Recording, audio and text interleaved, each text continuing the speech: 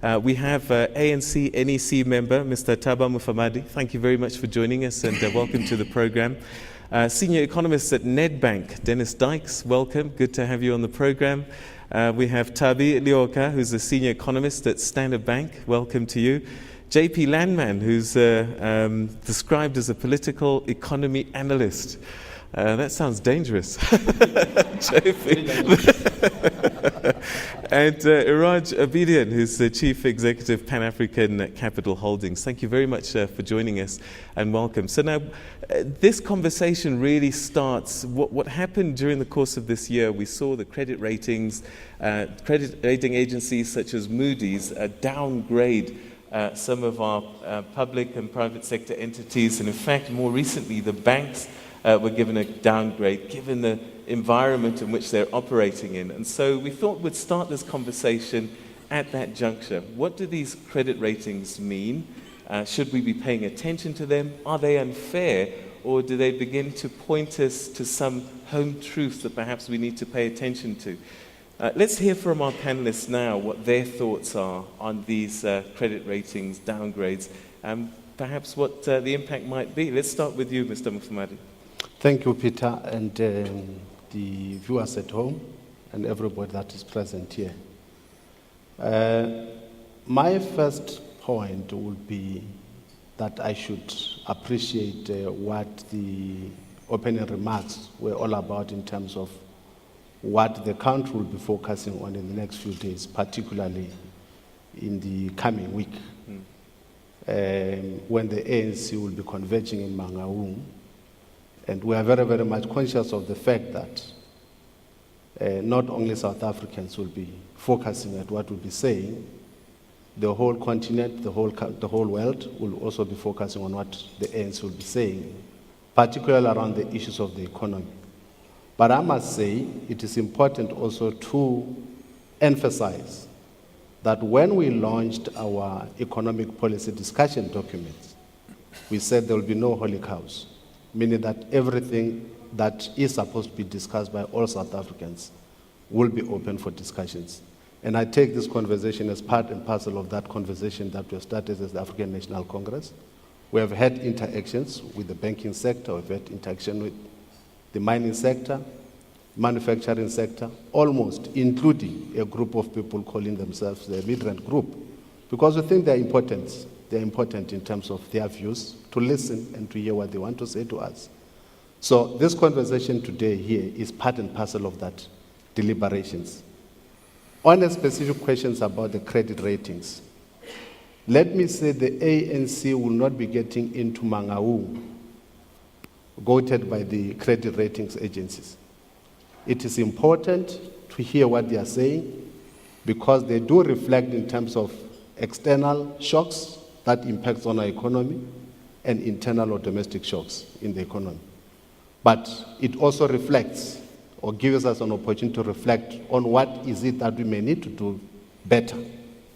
I've had the opportunity to interact with the Minister of Finance some few weeks ago about the credit ratings agency, and he has put it on record even in Parliament to say some of the downgrading has been unfairly so to us as South Africans. Because some of these external shocks really depends on what Europe or the Eurozone should do. Amongst others, if you look at the problems of Europe, they have a unitary policy in terms of monetary issues, but a federal policy in terms of the political space. That is a serious problem as one of the biggest trading partners on us. But I don't want to focus on that. I just want to say, yes, we do have to take note of what they are saying, but we are not going to focus on policy formulation based on what credit ratings are saying to us as South Africans.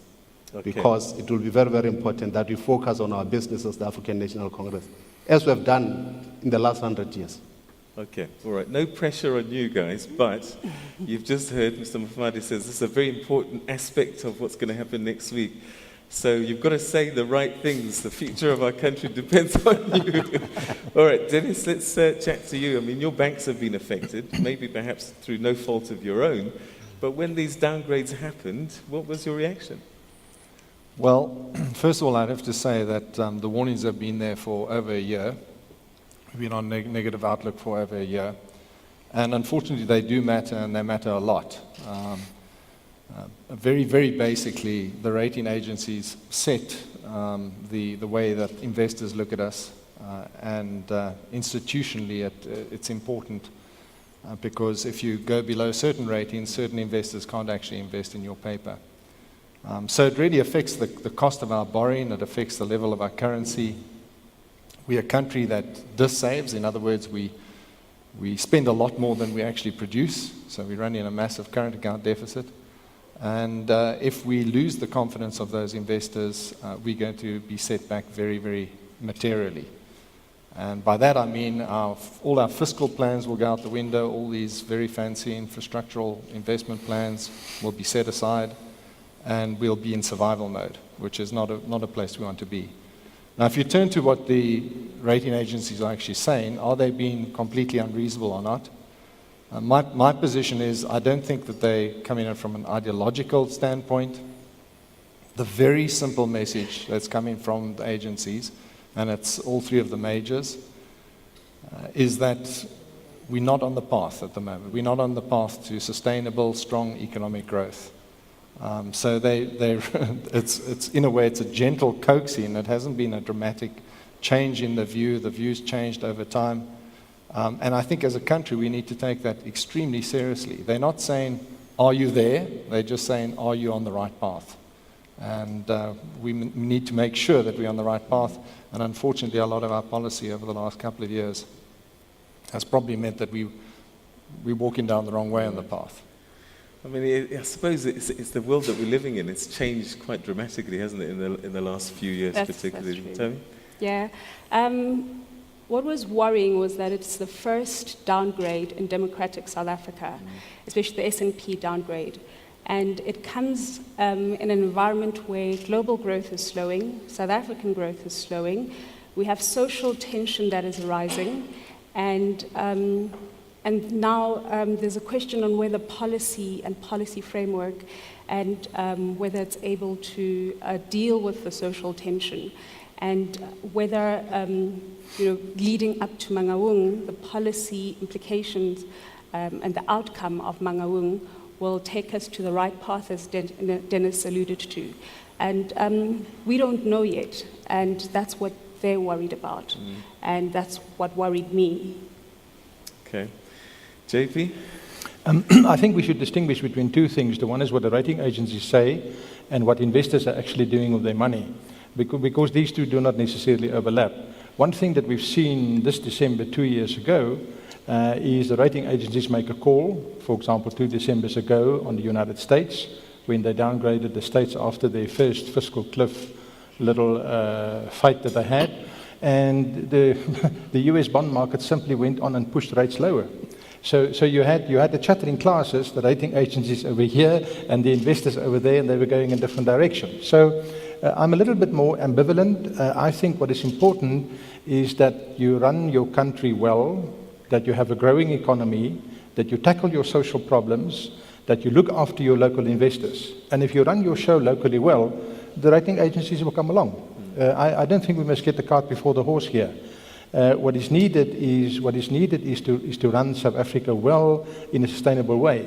And for that, Peter, I don't think we have to do much better, or we can do much better, than just to look at the diagnostic report of the National Planning Commission, the weaknesses about South Africa that is identified there. We all agree on those weaknesses. We know what they are.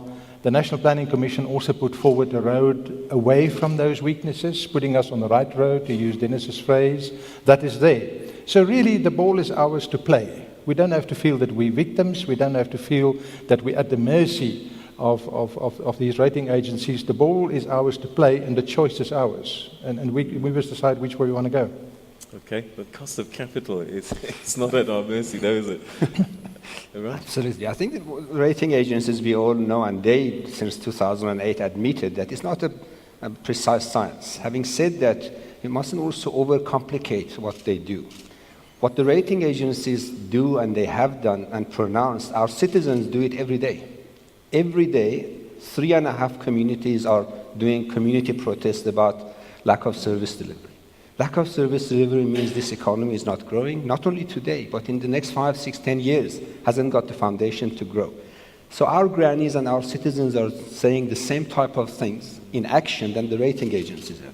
The rating agencies putting in a jargon and complicate and giving us a platform to chat, but our citizens are saying the same thing. Where are the schools 20 years later? If you haven't got schools, what's your hope of growing this economy? Where are your plans as a government, as a country, between business, labor, and government, across government, different factions of government? Can you get your act together? You can't sit in a cabinet and have 3 different ideologies running 3 different policy positions. Where is this economy going? But that's what the rating agency is saying. They're saying institutions of governance are weakening. Well, we all know, our Auditor General tells us 84% of our municipalities are not run, they are corrupt, their employees are incompetent. The money is there, but the services are not there. So it's not as if, unlike Greece and unlike many other countries, it's not that we haven't got money. It's not as if we haven't got the resources or somebody has to lend us money. We've got the resources. All our problems are self-imposed. And the rating agencies, much like the citizens, are saying, I don't like what I see. All right, okay. Well, I suppose this is a great place to take our first commercial break. But you've heard from our panelists their opening thoughts. On the one hand, perhaps we should just get on with it and not worry too much about what the credit rating agencies are saying. And we're also hearing that, look, we've got to pay attention because they have very serious implications in terms of cost of capital, financing, and some of our great plans may fall to the wayside. And we're also hearing that, sometimes we just need to get on with it and that the credit agencies will follow us. We've heard that perhaps we're not even on the right path at the moment and that we need to get back on track and that we're the architects of our own doom a lot of the times. What are your thoughts? Share them with us after this break.